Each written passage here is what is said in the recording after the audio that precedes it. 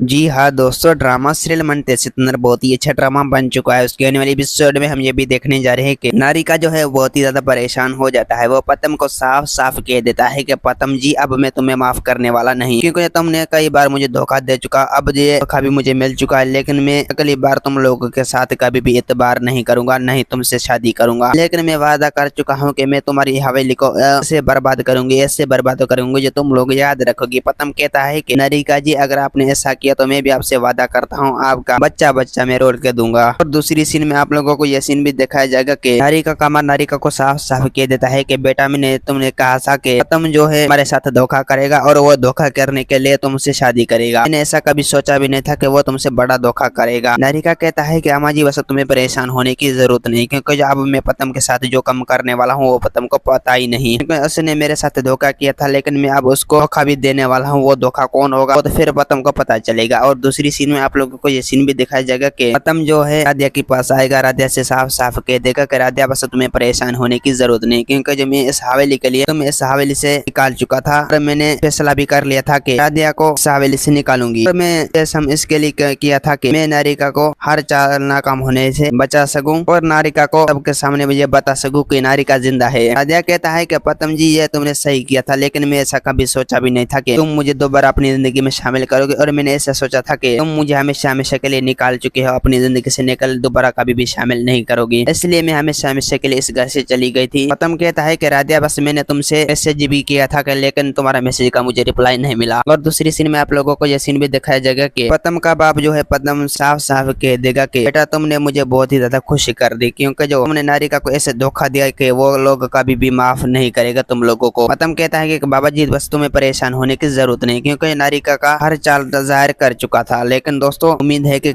मेरा वीडियो आप लोगों की अच्छी लगी होंगी। वीडियो अच्छी लगी तो वीडियो को लाइक और चैनल को सब्सक्राइब करना। खुदा हाफिज।